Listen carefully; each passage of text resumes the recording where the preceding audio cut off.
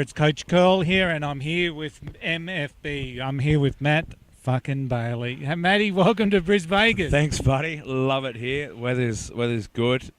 Well, that was raining this morning, so I'm glad. How good is this weather? It's, we're for those that know Brisbane, we're just at Southbank here, and they're setting up for Festival 2018. I'm just a little bit away, but we found a bit of a quiet spot, and we're just going to have a chat. I've got to ask Tony. I love Brisbane. Yeah. I love it. Is there always something happening here? We'd like to think that there's always something happening, but maybe not. Maybe not. One of the bands from my youth, a band called the Riptides, used to. They had a song called "Lonely Old Brisbane" on a Sunday or something. Yeah. And back in those days, there was literally nothing to do. Yeah.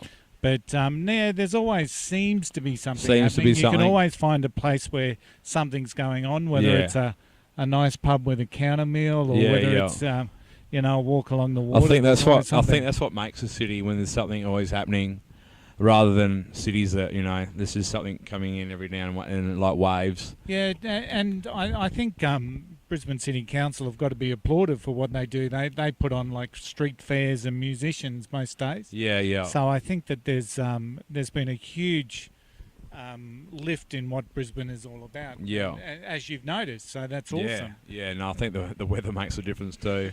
So- I remember being here and it was raining, but it was still warm at night time, and I was just loved it. We don't really get a winter here.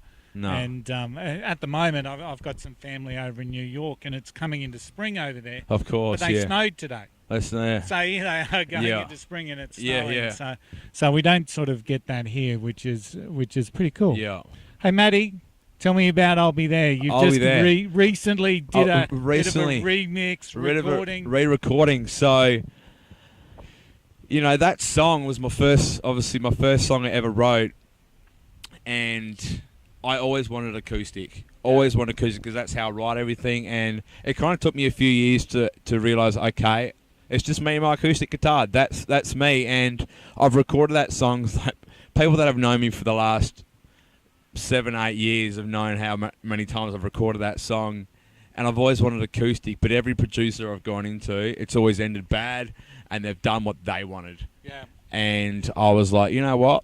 I want to do it acoustic. I want to do it my way, and I did it. And funny story about it, I let fear stop me from releasing it. So I actually recorded that song back in August.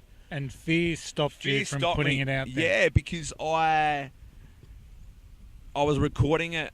So I was in Melbourne. Yeah. I was down there for the week. I was seeing a band on the Monday night and recording on the Wednesday. So I woke up Tuesday with no voice. Like, from screaming Monday night, this is my favourite band, Newfound Glory, that's the band, and obviously I know every word, and I woke up in panic, and then as the day went on, it got better and got better, and then on the Wednesday, I woke up, and my voice was still struggling, but, I went in there and a few times, and it warmed up, and voice was good, but I hated my voice on it, because it's our own voice. We're so critical of ourselves. We're so critical. So I held it there for so long, and I almost released it about a few weeks after I got it.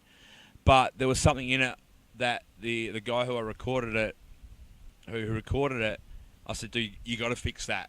Yeah. So then that took another week or two, and then I kind of just forgot about it, and life was happening, and I was trying to put a music video together. I tried to do too much at once, and then I just kind of forgot about it, and it wasn't up until a few months ago I met a guy, now really good friends, and he turned out he was a musician. We were sharing music. I sent him "I'll Be There," the acoustic track I've had since August, and here we are, April. So I released it in March, and he messaged me probably about a few days before I released it. He's like, "Dude, when are you releasing the song?" I was like, "Do you think I should?" He's like, "Yeah, dude, it's awesome." So it takes one person to love it, to kind of piss my thoughts off. Who cares what my voice sounds like? Yeah. I was so rough on myself. People listen to it. They wouldn't have known I screamed my lungs out 2 nights before. Yeah, absolutely. So I had a really good response. Yeah, it's been awesome. It's on Spotify, iTunes, If you hear it somewhere, you can Shazam it. It's on YouTube, Google Play, iHeartRadio, Pandora. Yeah. Probably a bunch of other ones I don't know. It goes everywhere. But it's interesting that fear that stopped you, because as you know, I've started to do some videos again. Started to do Your Daily Fuel on a video. And, you know, I podcast is going well. It's growing. It's like 40% up on the year before, which is 40% up on the year before. So it just keeps growing. But I was always stopping myself from getting into video again. And it's I don't know why. Yeah. I'm not such an ugly guy. No. But there was something that was holding me back. So it was something I'd imagine I think similar to yourself. It's because I think we have this expectation, and we've got to be patient, Tony. Yeah. We've got to be very, very patient, because we put things out and we're not going to get a million hits straight away. We all start from the bottom, you know. We all work our way up. You know, someone said to me today, I said, there's no difference between me and Ed Sheeran. And they were like, a lot of zeros in your account. I said, nah, there's no difference between me and Ed Sheeran.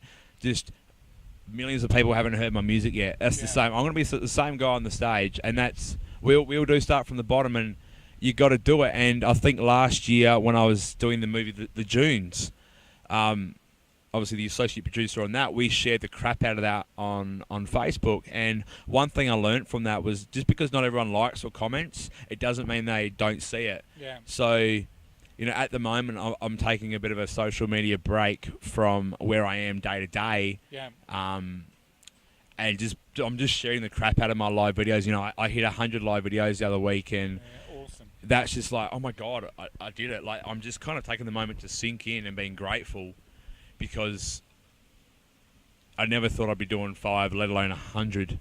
Yeah, and you share a lot of value. You share a lot of things from the heart. You share your stories and what you're feeling. Yeah. And I for one, listen to not all of them. And that's why I'm sharing them, because, you know, there is over 100, and there's people that have just met me like last week, so they wouldn't have seen the ones that I did right at the start. So I'm trying to share all the early ones for people to see. Like, I think another thing with fear, Tony, is we fuck up. That's life. You've got to do it. You can't sit at home thinking I'm going to do this and get better at it if you don't actually do it. Yeah. You know, my live videos, from the start, there was a lot of swearing and a lot of storytelling, and now, you know, I don't know if anyone's noticed, but I try and cut the swearing down, try and get my point across, as well as a little story. Yeah. You know, not just tell my story, but say why. You know.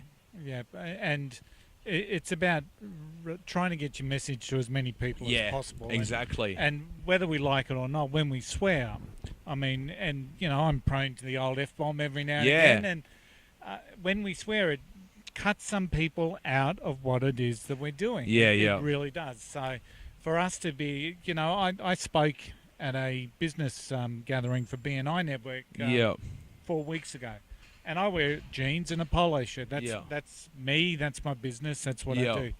And one of my clients, a digital marketer here in Brisbane, he said, Tony, would it have hurt to dress up a bit? And when I thought about it, I thought, yeah, he was right, because jeans and a polo shirt, even though it's well branded with Think and Grow Business, it wasn't the market. It wasn't who I was appealing to. They weren't looking for people they weren't looking for someone to help them in their business wearing jeans and a polo shirt.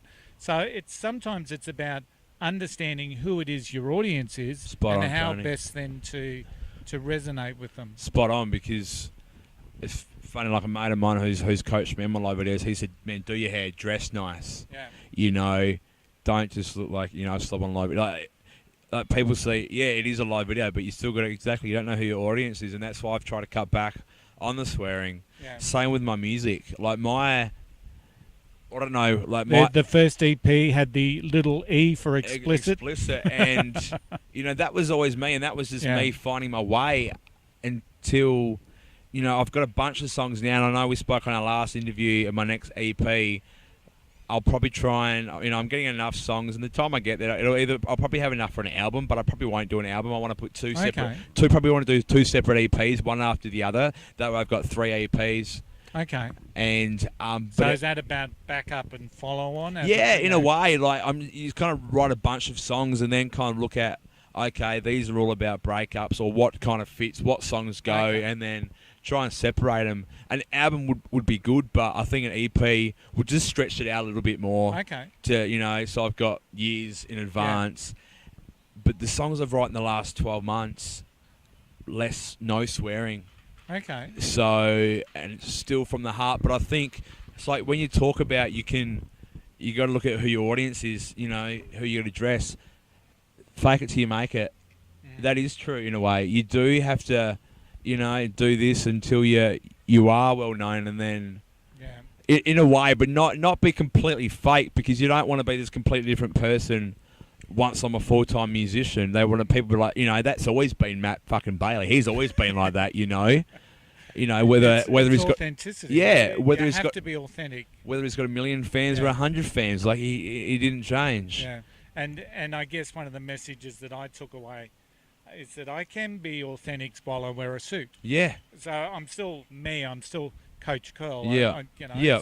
So it's about understanding that every now and again I've got to look a bit differently to the way that maybe I'd prefer to look. So like me being a flight attendant, they want us to, short hair, clean shaven, dress in a suit, because that's what Qantas wants. Yeah, that's what they want. You've got to do that.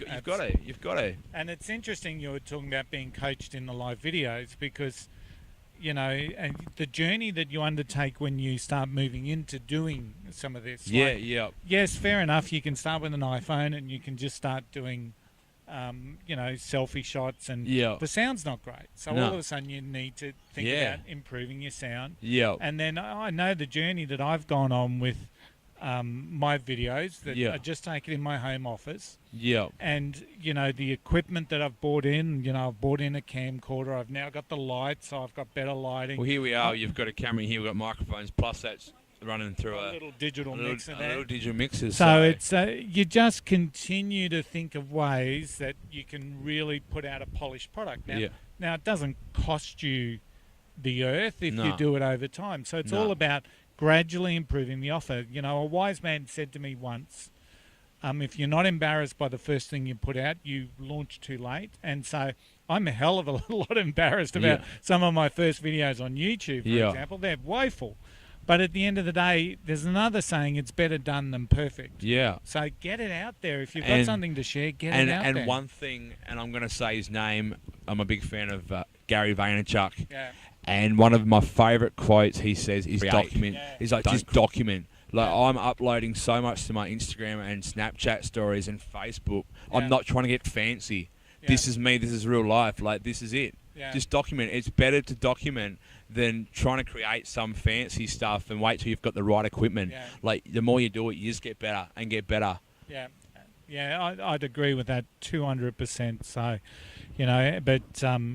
but it's about the quality of the product as you do start to get better. And, I really love what you do with your Facebook Live. Thank you. And I really love the fact that you're bringing a spotlight in a very humble, vulnerable way to some of the issues that you see, things like anxiety. Yeah, for sure. And playing head games and toxic people. It's a big one. All of these things that everyone shares. Yeah. So what brought you into doing that, Matt? What brought you, like you're a muso. Yeah. And then you're sharing stuff about mental health and anxiety.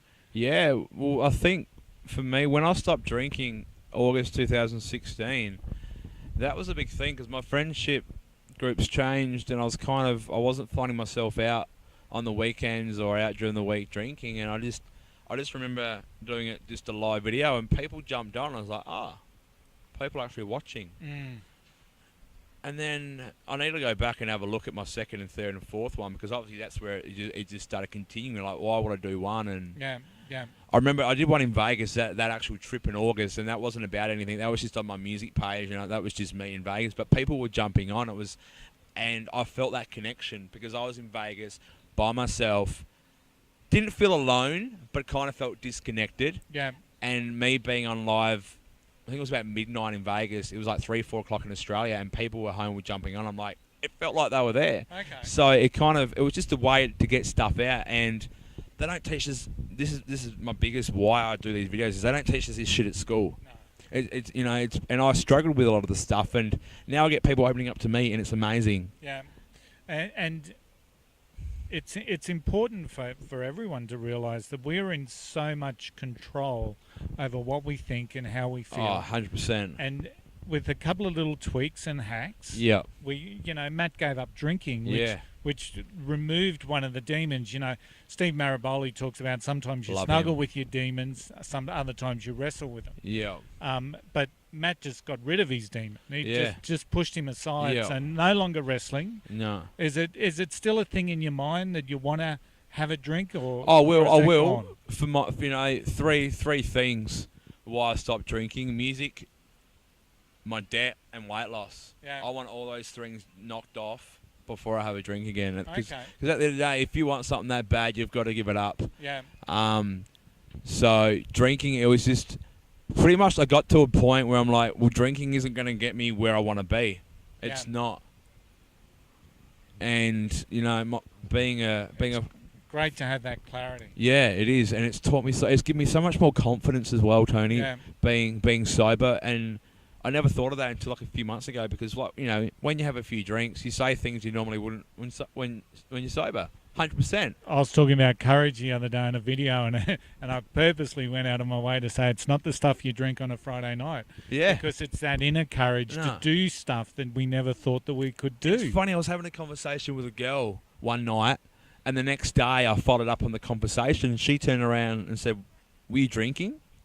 I was like, "No, were you?" She's like, "I'm always drinking." So clearly, what she was saying was either what she really felt, Yeah. or she was drinking, and I think she just assumed I was drinking and wouldn't remember, or just having a bit of fun. But things can obviously get taken out of context.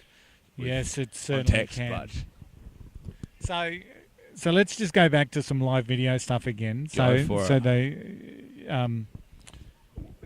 no doubt, when you're putting yourself out there like you do, you get some people that get onto you, no doubt, that call you a bit of a tool or what have you. People. I actually heard this today. They think I'm ranting. They think you're ranting. And that's Wow. and that's one reason why I'm sharing these videos, and I've actually said in my live videos, I said go back and go watch 50 other videos, because people, I have a falling out with someone, and automatically they think, oh, this video is about me. He's having a rant, but the thing is, I do these constant videos regularly, so they're not just a one-off thing, a rant about someone. But they are a bit of a documentation. They are at the same time. So it may have been an event or an incident that's triggered the Perfect. reason why. You just took the words right out of my mouth. But it's not necessarily about the person. It's about like I said, I started talking about stories about my life, and then I was trying to still tell my story, but tell them why. Yeah. I did a live video about be nice to people, and a mate who's coached me on him, he said, why be nice, man? You got to tell them why. You can't just say be nice. So that made me think. Like when I talk about toxic people, hell yeah, a few things have triggered that lately. 100%. But I'm not going to say, oh, this person did this, because it's just life. Yeah. And I know people can feel it when I do say cut them off or, stop hanging out. But that's, I think you look after yourself. One of our mutual friends that we were talking about just before, Yeah. a wonderful girl in Melbourne. Yeah. And I remember the first day that I met her, and she'd gone through a body transformation. She'd lost a lot of weight. Yeah. But she was almost in tears there, relating her story back to the group because of the lack of support that she actually got from her family. Yeah. Especially at the beginning. Now, it's always interesting when people going through a transformation of weight loss, because there's all these people over here that don't want them to change. No. They want them in the little box that they've put them. But when they succeed, all of a sudden, everyone else jumps on and says, if you can do it, I can do it. So it becomes a really great motivator. Yeah, ripple effect. Initially, you've got to get through that resistance. You do. And like one of the people I cut off was someone that wants to lose weight, but every time I go around there, it was excuse after excuse. why she couldn't lose weight. Yeah. And I thought I wasn't okay for a bit. It made me anxious thinking about going there. But then I found out, oh, she's actually toxic to me. Yeah. So I've got to remove myself, and I have now, and it's been amazing. And like I said, you gotta. How bad do you want it? Yeah. Like I gave up the booze because I want to be a full-time musician. Yeah. That's how bad I want it. Yeah. And you've got to people like, oh, I just kind of want it. Yeah. You know, I just kind of want it. You've got to like it. What's Eric Thomas saying? He talks about you've got it as much as you want to breathe. Yeah, like if someone was pulling you underwater, Yeah. what do you want to do more than anything is breathe. Yeah, that's Yeah. how bad you got to. If someone's pushing you underwater, how bad are you going to try and get up? You find the energy and the strength to do it. The other thing about toxic people, Matt, is that, and once again, I'll go back to my good mate Maraboli. He talks about toxic people, and it doesn't mean they're bad people. It just means that they're not at all. not for you. Because he shares the story about avocado. Avocado's a superfood. Everyone should be eating it. But Steve's allergic to avocado, so he can't. So, but it doesn't diminish avocado. Yeah, no. Because it's a superfood for everyone else. I'm Just not against booze, not at all. So when we talk about toxic people, it doesn't mean that those people are bad. No. It means that they're just not good for me or you, or they're not good for. They may be great. They may be exactly what someone else needs. Timing is everything as well. Yeah. Like, man, I've had my fair share run of girlfriends and whatever. You know, currently single. I could end up with a girl that I met. It was just wrong timing. Yeah. Both in wrong times in our life. And speaking of Steve, it's funny. I've actually seen a few people share his quotes recently, and I'm thinking, if only they knew. My mate Tony Kell, bloody knows this guy. But I've seen a perfect quote by him, and it stood in my mind so much.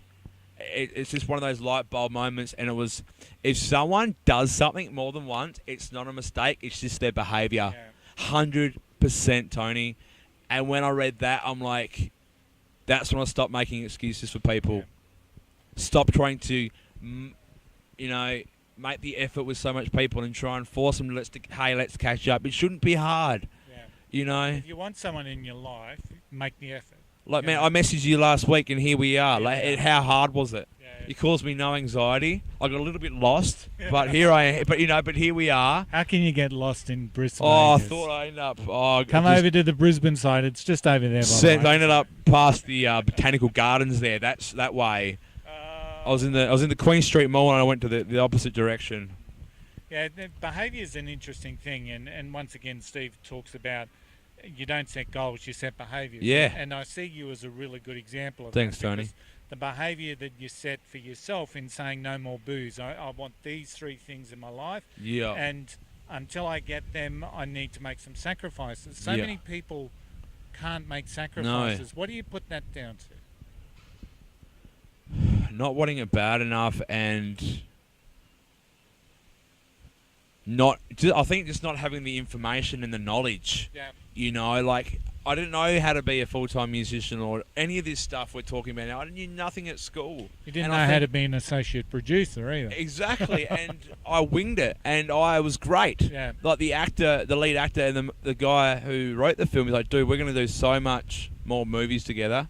I'm going to teach you so much about acting, and I was actually looking up some acting classes last night as well, actually, for the first time. Just another string to the bow. Just another thing to why not do it, like, and, you just got to wing it. And I think the more you do it, the better you get at it. Even if you're not that good at the start, you're not like, a lot of bands. I was listening to an interview of a singer, and when they got signed, they probably weren't the best live band, but you're not. I don't play gigs 5 times a week at the moment. I don't. But if I got signed to a record label and then all of a sudden you start from the bottom again. Yeah. Because you've got, and then, okay, music is my full time, and now I'm playing shows every single night with one night off. Yeah. So that's a new thing. You have to get better. You got to get better. You got to get better. And that's the audience grows, and that's what I talk about. Fear. You just got to do it. You just got to do it. Yeah. And yeah. So there are some bands that are just fantastic live. Yeah, aren't they? Who's your favourite live band? Newfound Glory. Yeah. Yep. The band I saw 2 days before, they're just amazing, and they're down to earth guys as well. And like that Monday night, man, I grabbed the mic and I was singing. It was just me. The wireless mic, I had it, and I was like, this is nuts. Like they're such down-to-earth guys, and they put on a show. There's just so much energy, and it's just amazing how many friends I've met through concerts during the years, and it just brings people together.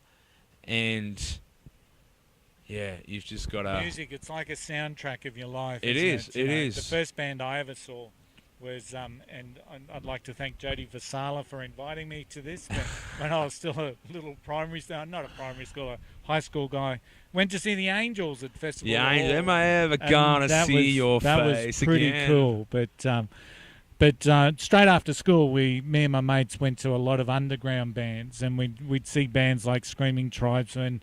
We loved the Pistols, we loved the Jam, we loved the Ramones, and always do.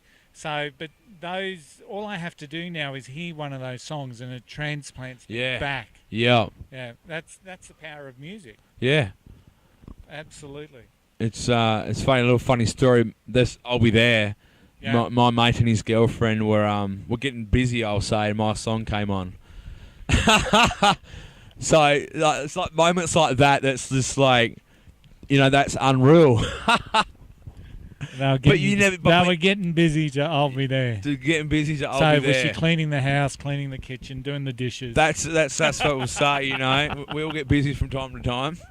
Oh, that's amazing. Who's going to cover I'll Be There? You did see that, did you? Yeah, mate. Whoever that was pretty cool. So there's one guy that's covered at the moment, and another guy. I don't know if I've put it out there, or maybe I haven't, or you're just guessing, or you have seen it covered. But another guy messaged me.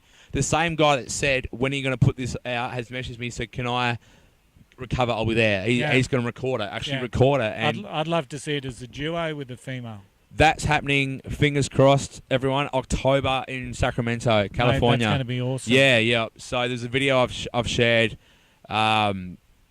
with a girl. She got up on stage and started singing, and beautiful black American African woman, and her voice is just powerful. Oh, looking forward to that. Great dear friend of mine. Sacramento. Yeah. Why Sacramento? That's where they live. Okay. I suppose we've got to have that I'm going to go up there and, so off to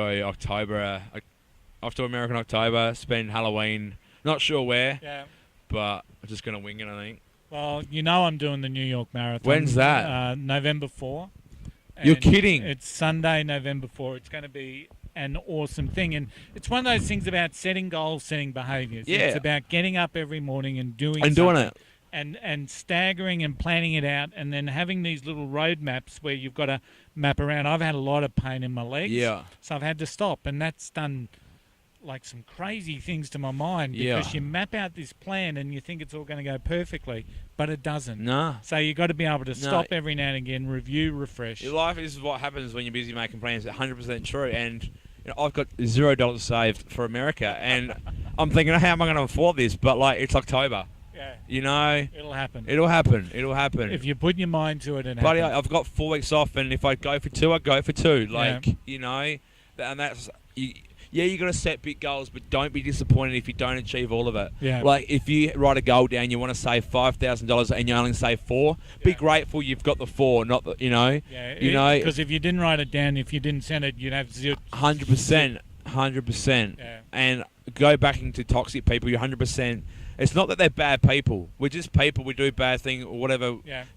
What good things are and bad things are different to different people. And like I said, one of my opening lines to one of my new songs called Band-Aid is people come and go, I want you to stay. 100%. People come and they come back. Yeah. Like they come in and out of your life. And that back to that Steve quote about, people have come back into my life and they've still got behaviour. Yeah. They're not making mistakes. It's the same damn behaviour. Yeah. And that's what I'm like. They're still wondering why it's not happening. Yeah, I'm like, well, okay, we're friends, but I'm not going to be friendly and put all my time into your effort because... we stopped talking for this amount of time, and you're the same back then as you are now, so nothing's changed. Yeah. Nothing's changed. Yeah. It's funny, speaking of I'll Be There, the girl I wrote I'll Be There for actually lives here. Oh, truly? Yeah, so whoever you are, hello. Hello. But that's not the reason you're looking to move to Brisbane. No, funny story, because when I wrote that song, it was my first song I ever wrote, and anyway, me and her ended bad. It would have been a kind of a cool love story. anyway, I wrote the song. We stopped talking. 7 years later, she hears it. She cries. She says it's beautiful. We talked for a week, but she went back to her old ways, and it was funny because a few weeks before that, I was thinking of moving here, and then people were like, don't move for a girl again, Matt. Don't blah blah blah. I'm like, and then the day I decided I was going to move, I'm like, it was around lunchtime. I'm like, I'm moving to Brisbane.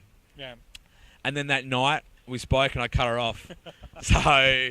Matt cuts a lot of people off. Interesting. I was talking to one of my clients today, and he's the digital marketer that is one of the world's best kept secrets. But he recently came back from a world tour, and he's planning to go again in May. Yeah. And he made the fatal slip this time of saying he's going for a girl. And I said, what, you're travelling halfway around the world for a girl? He said, no, Tony, I like to travel. The girl's the bonus. So, yeah. You know, it's always interesting. That's what I mean. Like, it's funny how many thoughts go through our mind about the future and stuff. Like, you know, I'm moving here to Brisbane, and it would be funny if me and this girl end up together. Yeah. You know, I'm in Brisbane this time. It could work, and the fact that I moved without her in mind was amazing. And that's, you know, timing. Like, she's toxic for me now, so who knows what could happen. Like, you just roll the punches sometimes. Yeah, you do, and it's an interesting world at the moment. I mean, you know what it's like. You're online. You've got hundreds of friends. Yeah. Hundreds of people that follow you. But potentially, I mean, within, you know, I've got a fairly close circle of friends, and I'm sure you do as well. But outside of that, I mean, sometimes, you know, and I'm speaking for myself and probably a lot of my mates out there who are my vintage. Sometimes the most neglected demographic now in Australian society is older males, you know, 50-year-old males. Yeah. Because we created our friends through things like the drink or a Friday night or watching the game. For sure. And then lo and behold, as we should have done it earlier, it started to look after ourselves. All of a sudden we find we've got less in common. Yeah. And this is happening right around, like, everywhere. And I think male suicide is really quite high in that particular age bracket. Yeah, it is. So it's always important to have that close group of friends, and it's always important that to acknowledge that it's not.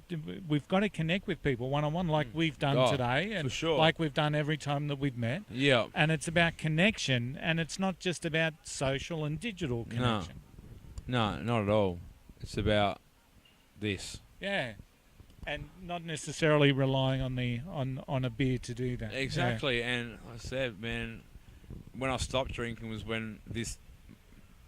How many times have I started to lose weight? That the last time I started to lose weight started as well. You know, I started going on hikes and walks, and you know, and that's when it comes down to fear, because unless you put something out there, you don't know. And I'd start posting that, you know, I'm going, you know, a photo of me hiking somewhere, and people are like, oh, next time you go, let me know, and then people would come, and you know, if I wanted to, I could probably get a whole club going walking. It's a great way to do that, and social media is fantastic. Absolutely.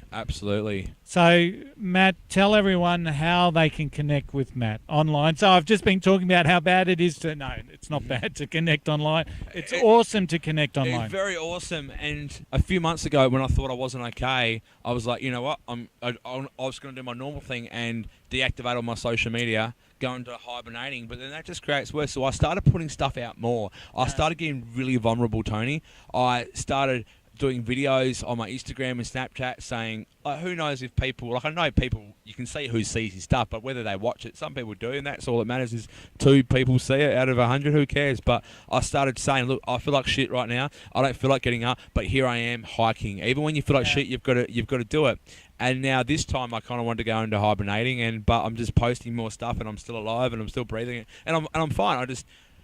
My weight loss, I'm trying to keep this journey very quiet, and then come back, and people are like, holy crap, he's lost all his weight. Like, I don't want to, because people can be so critical, Tony, so critical. And vulnerability breeds strength. Yes, absolutely. It creates strength within. And, you know, one of the things that's been fascinating to me of late has been, you know, I love observing people, I love studying people, and with this Australian cricket drama, you know, all of a sudden we've had Steve Smith and Bancroft be vulnerable. Yeah. They broke down at a Yeah. press conference, Yeah. and all of a sudden, the whole public conversation changed over immediately. It was up until then they were cheats. What a national disgrace! What an outcry! It's a bit blown out of proportion in my mind, but it was just full on. And then all of a sudden, people saw the impact that one bad decision had on these guys. Yeah. And that bred empathy in everyone, but Yeah. it's going to make those two guys and hopefully Dave Warner. I mean, Dave,